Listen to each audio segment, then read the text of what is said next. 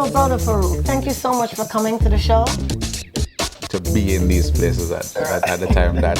So yeah, I'm in the right place at the right time. Because hear what happened now. I told you the Jamaican accent was gonna come out. I'd love to be able to name all the bands, and I can't. But I know I'm gonna miss. You've been called selfless, you've been called kind, loving, all kinds of stuff. We know you're passionate about. Talk about your little 10-month-old son. Yeah. Talk about that, your pride and joy, of course. I love my son. His name is Jawari, and he was born on Christmas Day. He's wow.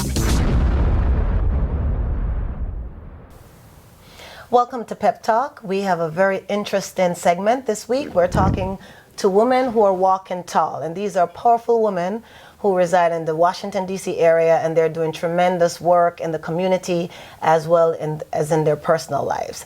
Our first person that we're going to interview this week is none other than Loide Jorge. She's a lawyer and a jazz vocalist. Miss Jorge, welcome to PEP Talk. Welcome. Thank you. Thank you. Okay, so you have one of those names that's a tongue twister. It's actually spelled funny and it's pronounced even funnier. What are you talking about? So tell me about the origin of your name. Where are you from and where did you get that name from? Actually, my name is a Portuguese name, but my parents are African. They're from countries that were colonized by Portugal. So my mother's from Mozambique and my father's from Guinea-Bissau. And both countries, as I said, were colonized by Portugal, so we all have Portuguese names. Right. And where did you grow up? I was actually born in France, but I grew up in California. Parlez-vous français? Un peu. Okay. Yeah. I don't speak a lot of French. She obviously does because she grew up in France. And when did you come to the United States to live? When I was 5, so I've been here quite a long time. Okay, we're not getting into that part, how long that was. Yeah, and a little bit about your education, because I know you moved around a lot. Was that on purpose or? Actually, my parents, for school and work for them. So I was pretty much a part of the family package, so I traveled with them. But we lived in France, Michigan, California, and I've since moved from there, but that's where my family has had their journey. Okay, and how long have you been in the DC area? 10 years. Okay, and what did you major in school? What was your major? Undergrad was clinical laboratory sciences. Wow. Nothing to do with what I do now. Okay, Yeah. and what is it that you do now? I'm an immigration attorney. Wow, okay. So how long have you been practicing? 4 years. And how has it been so far, business-wise, setting up your own practice, that sort of stuff? Actually, I didn't start on my own. I started in a small firm, and then I branched out about 2 years ago. Absolutely love it. It started out as a risk, I guess you could say that, because anytime you start out as a single person running a business plus practicing law, you're juggling several hats. You're juggling business, you're juggling actually being a practitioner. It was a risk, but I absolutely love what I do, so far it's worked. And how do you go about getting your clients? Actually, to date, it's been word of mouth. I've only in the last couple of months started using social media to, propel what I've already got going, but to date, it's actually been word of mouth. So how many clients would you say you've had within the time that you branched out on your own? Oh my. That many? I don't know. I think every month I'll get, between 5 and 10 new clients. Okay, new clients. So you think that you've been doing pretty well for the word of mouth to have spread, so you keep getting new clients? Well, I'm no Johnny Cochran. I mean, I don't have a huge firm. I'm still, working it solo. However, I'm busy. Okay. And I make it a point to take cases that I actually can do something with. And that means taking your time. So it's not really about volume at this point. It's about getting quality cases that actually I can do something for them. So why did you decide to go into immigration law? When we first came to the U.S. in the 80s, it was a time when immigration law was going through a transition, and under Reagan's administration, he had an amnesty policy, and my parents went to Catholic legal charities, and Catholic legal charities made all the difference in getting my parents through and getting us all legalized. And I remember the relief. I was really young then, but I remember the relief that quality attorneys actually cared about what was going on, how that made a difference for my parents, and I've never forgot that. I've never forgot that. Yes, And actually, right now, I do pro bono for a Catholic charity. So, Wow. yeah. Okay, so tell me about one of your more challenging cases. If you, I mean, immigration is a tough all around, but tell me, is there one that you can remember that was particularly challenging for you as a lawyer? Because it's always challenging for the person who is dealing with that particular case. I think actually my first case when I was in law school, and it was an asylum case for a young lady from Uganda, and her story was hard. She had a child, and it was the product of a gang rape from the soldiers who had abducted her in the forests of Uganda, and technically that case wasn't hard, but emotionally it was tough. But the back end of it, it was so rewarding to, at the end of the interview, usually you'll get a letter saying yes or no for whether or not you have an approval for an asylum. At the end of the actual interview, the officer was like, you got asylum. And just the joy, I mean, that you can't replace that. Right. Yeah. Okay, so I'm looking at your website, and you have a lot of testimonials from clients who you've worked with, and one in particular says, Miss Jorge is the type of attorney that takes her job seriously. She's very patient, and you can reach her anytime you need her. She is also very humble, and on top of that, she is very friendly. Now, tell me how you separate being friendly versus professional with your clients. I found, and this is something I learned at home, I found that to be effective and thorough, you don't have to be a jerk. And I think a lot of times the whole idea with an attorney to actually act like you know what you're doing, the persona is that you have to be a jerk and be that person out there that's out there crushing people's ego. And especially with immigration law, I mean, you're dealing with people, and these are people's livelihoods on the line here, you know, whether or not they can fulfill the American dream here or have to go home, and there's no room for ego in that. And plus, I mean, I love people, so it just, it goes with my personality, so. And I mean, you love people, so I know it's kind of difficult to practice law and not form friendships from your practice. Most of us who are business professionals, even though we try to be professional, sometimes friendships are inevitable. So are there any people who you've worked with who you have a steady friendship with? Yeah, I mean, I'll get invited to baby christenings, I'll go to people's homes, and the beauty of it is my clients are from all over the world, so I'll get introduced to cultures and customs that I would not have had any exposure to except for like the National Geographic Channel, so it's very rewarding on so many different fronts. Wow. So Loide, and I'm calling you Loide because it's just easier than saying Jorge. I think we're friends, so I can call you that, right? You can call me that. Okay, so from your testimonials, a lot of people, or the majority of the people, in addition to all the kudos that they've given you, they keep going back to the fact that you're very smart and you know the law and you're on top of things. I mean, they're always emerging immigration laws, and they change stuff and they do this reform here, that reform there. How do you stay current with what's going on so you can really inform your clients about the best course of action to take?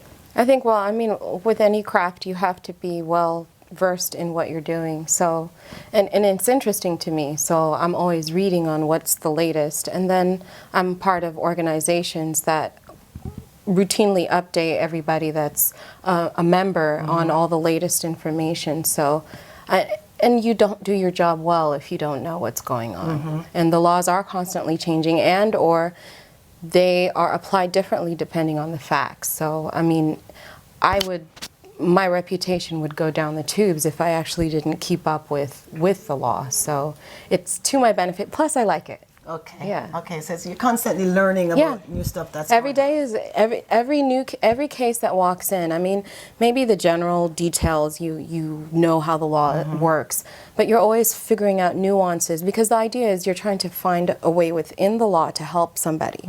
So I mean, you have to get creative, you have to dig, you have to read. So that comes with the territory.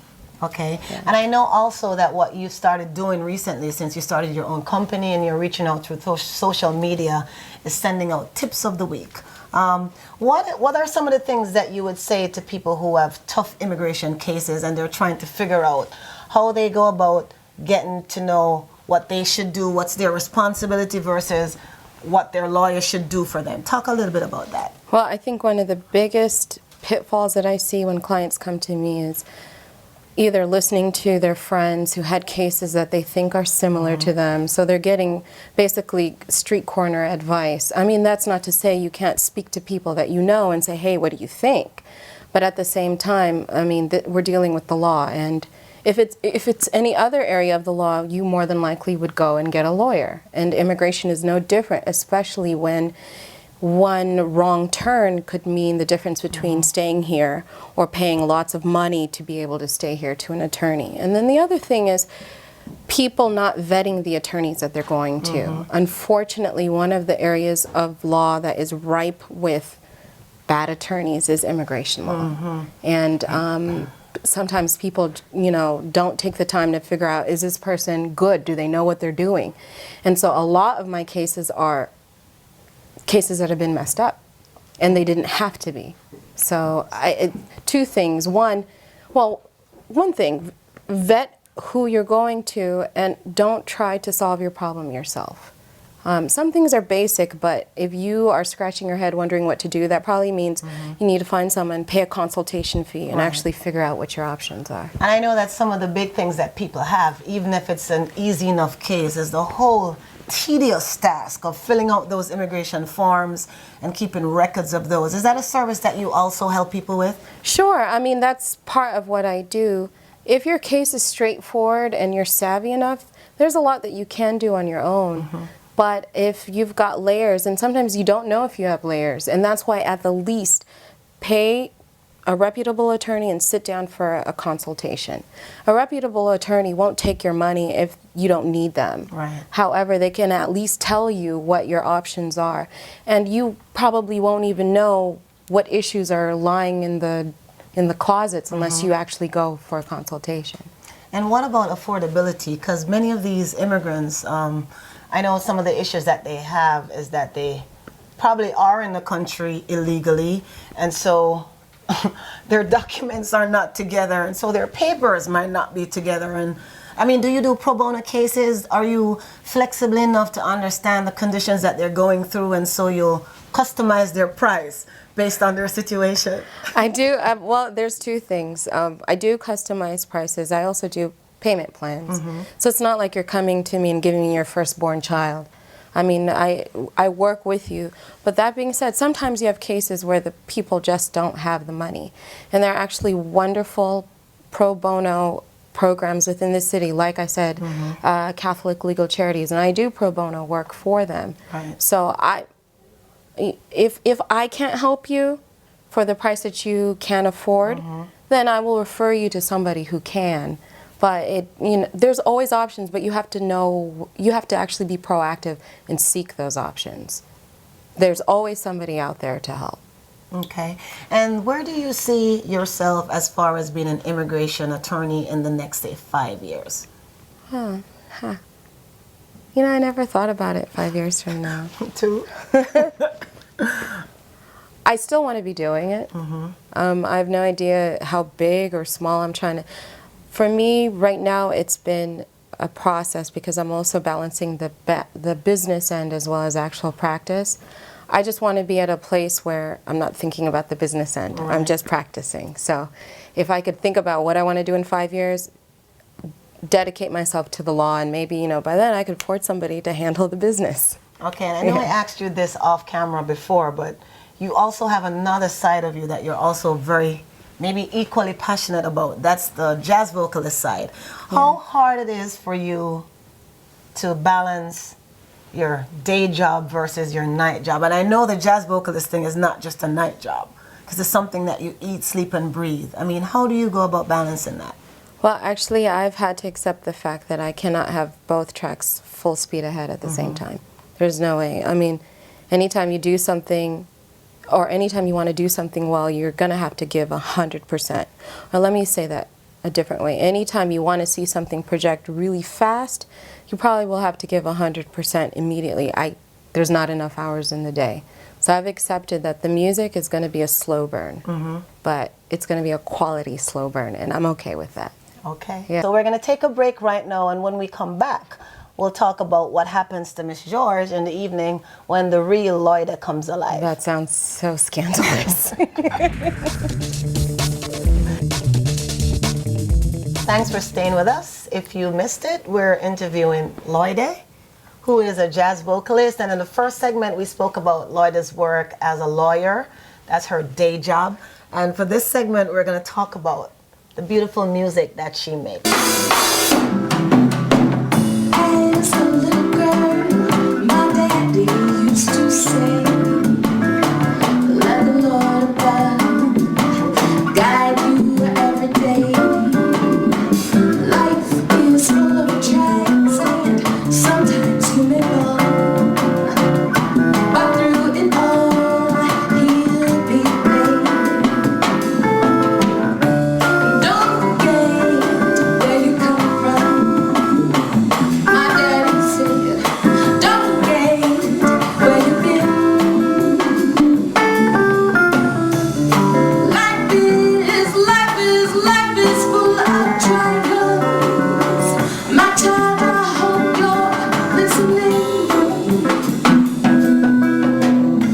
Na vida tu terás momentos de tristeza, mas o Pai do céu nunca te deixará. Se tu desejares que mal te deste dia, sempre tu terás paz. So Loide, first question. Yes, Rosie. When did you know you were going to be a professional singer? I always, kindergarten, I think it was like the year after we moved to the U.S., we had a little stage play, and I was one of George Washington's friends. And I was singing about how he sewed, how Betsy Ross sewed the American flag. I mean, that has nothing to do with anything except I knew at that point I wanted to sing. And So- did you tell your parents that you want to be a singer? Oh, they always knew. Okay. They always knew. So were they a stickler for, no, you have to do something more professional like practice law? Or were they like, okay? You know, it's interesting. They always fostered that passion, but they never had any type of encouragement for me to actually make it into a profession. But for as long as I can remember, I was in choirs, chorales, little singing groups, little shows like talent shows, and they were always right there rooting for me. But I don't know that they ever really thought, maybe you should become a professional singer. No. Okay. And does any of your family members also sing, or they're in the... My mom sings. Oh, really? Yeah, she's in chorales, and she sings all the time at home. Okay, so tell me a little bit. Have you had any formal voice training? I have. Where? I have. I'm in high school and in undergrad, and a little bit after undergrad. And actually, my focus in high school was classical vocal music. So actually, church music and classical music is the roots of how I was trained. But that's not where the music is right now. Okay, and then when did you decide that you wanted to do jazz? Because, I mean, you're a jazz vocalist. That's who you are. You're just a singer. I mean, what genre do you... I have coined my own term. Okay. An Afro-Lusophone jazz vocalist. Wow. Explain what that is. Yeah, you know, people always trying to call themselves whatever they want to call themselves. No, Afro as in African, Luso as in Portuguese speaking, and jazz as in that's the Western influence. So it's a thorough combination of all three. I'm African, I speak Portuguese, I grew up in the U.S. So all those three come out in my music. Okay, and when exactly did you decide I'm going professional? Now is the time that I'm going to take this talent that I have and I should be taken seriously as a vocalist. Do you remember when that was? Yeah, actually after my parents had no say-so anymore. How many years ago was that? After I finished undergrad, I decided to cultivate it on the side as I was pursuing my graduate studies. And, you know, at that time, I come from a very strict, structured family, and, you know, a lot of those extracurricular activities were mandated that they take a back seat. So when I had the flexibility to do what I want, I did what I wanted. And so that happened after I graduated from college. Okay, let's talk about some of your influences. Sure. Who are they? Cesare Evora from Cape Verde. Rita Marley from the I3s. Mahalia Jackson. Sade. Lena Horne. I could go on and on and on. I mean, those are the classic voices that I hear. Leontine Price, she's an African-American classical vocalist. Current singers. I mean, you can't beat Beyonce. Her voice is awesome. Erykah Badu. I could go on. I love music. Okay. I love music. So, let's talk about writing your songs. Do you write your own songs? I do. And you actually, some of the songs that you've recorded, they're done in Portuguese. Do you worry about English-speaking people not understanding what you're saying? No, I mean, for one thing, I listen to music from everywhere, and a lot of times I don't know what people are saying, but the music talks to you. Right. And even if they're speaking English, let's say, for instance, if they're from the islands, and they're speaking a patois, and if you don't have any exposure to that, I don't know when I first started listening to reggae, I did not know what was being said, but I felt it. You feel it. Right. You feel it. So, I mean, no, for the most part, and actually at my performances, 9 out of 10 times people will tell me they enjoyed the music that I sung in Portuguese the most because they could tell that I felt it the most. Right. And when you feel it, they feel it. So it works out. Tell me about some of the cover songs that you've done, because I know you're all over in terms of the music that you like. I think I heard you do Bob Marley a couple times. When you're thinking about doing a cover song, what is the deciding factor? Is it the message in the music? Is it the melody? How do you go about selecting songs to do a cover for? 2 things. One, if I actually felt it. Okay. And the second is if I can sing it. I mean, there's some music you love, but you have no business singing. So, I mean, it's twofold, but the primary thing is that I'm feeling it as an artist. And then I don't just sing it the way that, you know, I think the idea with a cover song, well, there's 2 ways people do it. They take it and mimic an original artist. I tend to not do that. I tend to take my own interpretation and bring my own musicianship into the music. Can you just give me a sample right now? You better push play on the CD. No, I'm serious. That's the other thing, Rosie. I'm extremely shy unless I'm on the stage. Are you shy, really? Are you shy right now? I feel like another person. You know how Beyonce says she has like Sasha Fierce? Carmelita. Really? Like you're not really Loide, you're like somebody else? I'm somebody else. That's why I don't want to sing for you right here. I'm not Carmelita right now. When you're performing and you have your friends like Joanne and the penny section all I'm not looking screaming. at them. Because I remember the last performance they were doing that, like, and I'm like, does Loide not see me cheering for her? Why is she not connecting with me? That's why. The time has passed, lanes have switched, fires have died, clouds have cleared, lights been turned up, the violins don't play, the bad lady's humming, the ships are left the dock, but I'm still here, I'm still here, I'm still here. Time has passed, my baby, lanes have switched, sweet honey, fires have died, oh darling, clouds have cleared, oh. So let's talk about Live at Bohemian Caverns. Let's talk about the making of the CD. When did this happen? Last year.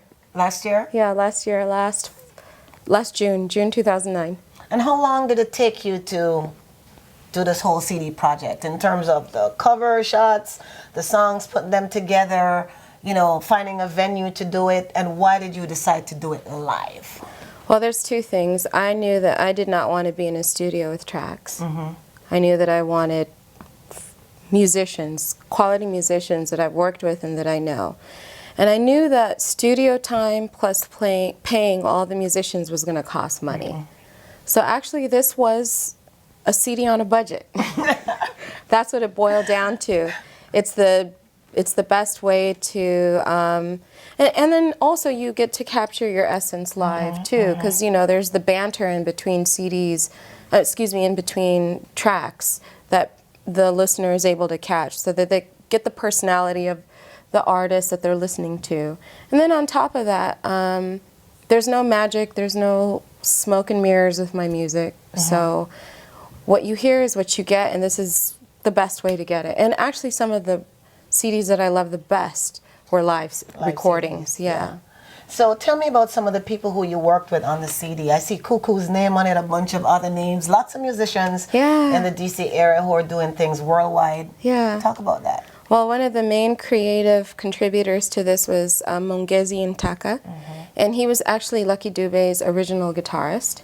And he has since been in the DC area for a while, and he has his own projects, but he and I have collaborated artistically because he plays reggae, he plays jazz, and he plays township jazz, which is an South African version of jazz. And so it was a great combination of our cultures and our loves, and he's also been in the industry for quite a while, so he was able to add a professional layer to the compilation of the CD. And then the others are local artists. Janelle Gill is on the piano. She's the other woman on the CD. And then there is Taurus Mateen. He's on the Spanish bass. And then there's Mark Prince. He's on drums and percussions. Okay, and I see you have a couple covers on this. You have Love is Stronger Than Pride from Sade. And you have, what's the other one that you have? Something by Hugh Masekela? Yeah, Soweto Blues. Soweto Blues. Yeah. And you do have Concrete Jungle as a bonus track by Bob Marley. I do. And you're still not going to give us something live. You better push play on the CD. Okay, so this was done in 2009. Are you working on another album? What's going on for Loide, the vocalist? Right now, I've actually been quiet on local performances this year. I've done some live tapings for television shows and private gigs, but as far as live gigs, because of the law, the music has taken a back seat this year. However, actually, after I leave here, I'm going to rehearsal, so the music is not completely dead. No, I've got a show coming up in a couple of weeks, so the idea right now is to cultivate more original tunes. Okay. And in 2010, if the budget affords, maybe we don't have to do a CD on a budget. Maybe we can actually go into the studio. Who knows? 2011. Oh, time. We're in 2010 right now. Time, yeah, 2011. Okay. Yeah. And one last question. If you had to choose between practicing law, doing immigration law, and being a jazz vocalist, what would win? I'd be a singing attorney. A singing attorney, okay. I don't believe I have to choose. Okay. Yeah. And that's important, that you don't have to choose. You can actually fulfill both of your passions at the same time. Why not? Why not? There you have it. So it was great talking to you. And I look forward to coming to one of your performances to hear you live, since you're not singing live for me today. Please do. And for those of you who are out there, look for Loide's CD online. She's all over it.